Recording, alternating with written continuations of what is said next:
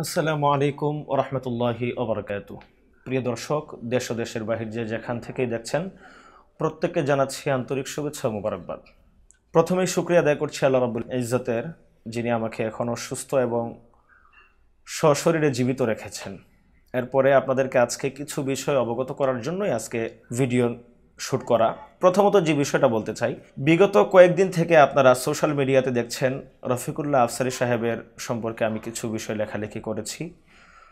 আমার লেখালেখির কারণ আপনারা ইতিমধ্যেই জেনেছেন। রফিকুল্লাহ আফসারী সাহেব হিফজ মাদ্রাসা ও হেফজখানা নিয়ে হাফেজদেরকে নিয়ে যে বিশুদ্গার উনি করেছেন, এই সম্পর্কিত বিষয়গুলো নিয়ে আসলে প্রথম পোস্টগুলো সামনে আসে। সবথেকে বড় কথা হলো, গত 4 দিন যাবৎ আমার উপর যে অবিচার করা হচ্ছে, বিশেষ করে আফসারী সাহেবের সমর্থক ভাইয়েরা আমার প্রতি যে অবিচার করছেন, তা অত্যন্ত দুঃখজনক। আমাকে হত্যার হুমকি, আমার উপর আক্রমণ করার চেষ্টা, বিভিন্নভাবে আমার পরিবারকে হয়রানি করার অপচেষ্টা, অনেক রকমের কথাবার্তা ইনশাল্লাহ সময় সুযোগে আপনাদেরকে পুরা বিস্তারিত বলা হবে।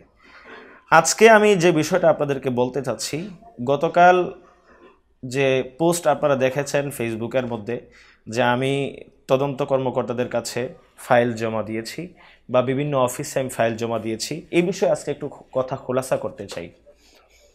দর্শক, মানুষের জীবনটা আল্লাহ রাব্বুল ইজ্জতের হাতেই নির্ধারিত। এরপরও আমাদের নিরাপত্তার জন্য, ব্যক্তিগত নিরাপত্তার জন্য কিছু কিছু বিষয় আমাদেরকে দেখে শুনে চলতে হয়। আমার ব্যক্তিগত নিরাপত্তাকে জোরদার করার জন্য আমি সামান্যতম কিছু বিষয় শুধুমাত্র এই 4 থেকে 5টা অফিসে জমা দিয়ে আসছি, আমার ব্যক্তিগত সিকিউরিটিটাকে সামনে নিয়ে আসার জন্য। কারণ আমি এত পাগল হয়ে যাইনি যে আলেমে কথাগুলা প্রশাসনের মাধ্যমে আফসারী সাহেবকে আমি দাবায় রাখার চেষ্টা করব। কসমিন কালো এটা আমার দ্বারা সামনে আসা অসম্ভব কিছু। যেটা আমি বলতে চাচ্ছি, এটা সর্বশেষ পদক্ষেপ, এটা প্রশাসনের কাজ ধারস্থ হওয়া, এটা সর্বশেষ পদক্ষেপ।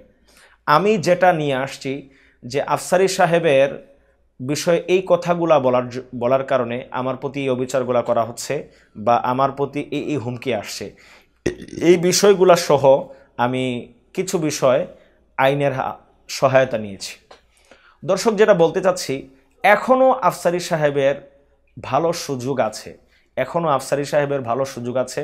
এখনও আমি সুযোগ দিচ্ছি যে আগামী 23/10/2022 ইংরেজি রবিবার পর্যন্ত, এর মানে হচ্ছে আজকে বৃহস্পতিবার, আগামী 23 তারিখ রবিবার পর্যন্ত আফসারী সাহেবের কাছে যথেষ্ট 4 দিন সময় বাকি আছে।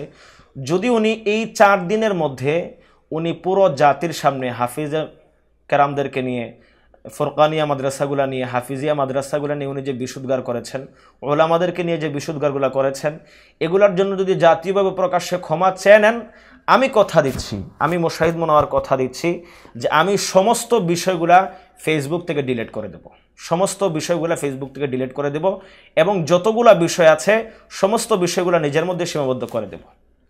আর যদি উনি প্রকাশ্যভাবে ক্ষমা না চায় রবিবারের আগ পর্যন্ত, তাহলে অবশ্যই আমি যে বিষয়গুলো সামনে নিয়ে আসছি, এই বিষয়গুলা ইনশাআল্লাহ তাআলা আল্লাহ যদি আমাকে বাঁচিয়ে রাখে, যেভাবে বলেছি পোস্টের মধ্যে, এভাবেই অ্যাকশনে যাব ইনশাআল্লাহ তাআলা।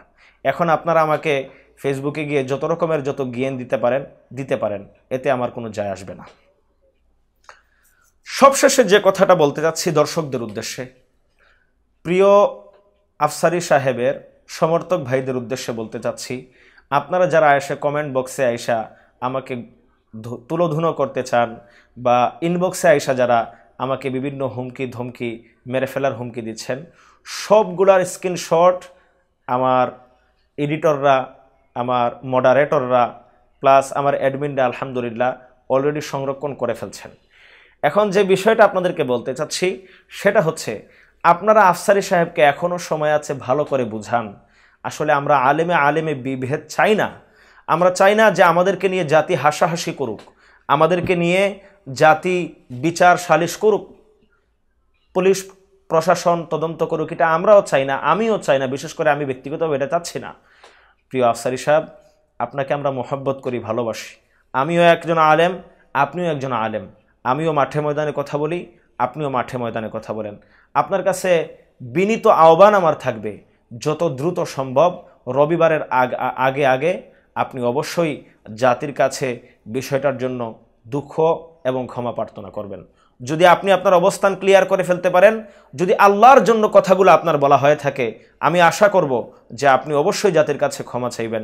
আর আমিও যদি আল্লাহর জন্য বিষয়গুলো সামনে নিয়ে এসে থাকি, ইনশাল্লাহ আপনি ক্ষমা চাইতে দেরি হবে জাতির কাছে। আমি আমার সমস্ত বিষয়গুলা কথা দিচ্ছি আপনাদের সবার সামনে, যত বিষয়গুলো আমার কাছে সংরক্ষিত আছে সমস্ত বিষয়গুলো ফেসবুক থেকে ইনশাল্লাহ আমি আউট করে দেব। আর যে তদন্ত বিষয়গুলো আপনারা বলতেছেন মামলা দায়ের করে ফেলছি, ভাই আমারও তো নিরাপত্তা, আমারও তো একটা জান, এটা আমারও তো নিরাপত্তা দরকার। আমি নিরাপত্তা আমার জোরদার করার জন্য শুধু কিছু বিষয় আইনি সহায়তা আমি নিয়েছি। আমার নিরাপত্তা সংশোধনের, আমার নিরাপত্তা সহায়তা আছে, আমি আইনি সহায়তা নিয়েছি। এর মধ্যে কিছু বিষয় আছে সংযুক্ত, এটা আমি আপনাদেরকে খোলাসা করেছি পোস্টের মধ্যে। যদি আমি যে বিষয়গুলো বলেছি এই বিষয়গুলা যা যা করেছি এখন পর্যন্ত আপনাদের কাছে খোলাসা করে ফেললাম। আল্লাহ তাআলা আপনাদেরকেও ভালো রাখুন, আমাকেও ভালো রাখুন, আর আফসারি সাহেবকে আল্লাহ জাল্লা শানুহু সহি বুঝার মতো তৌফিক দান করুন।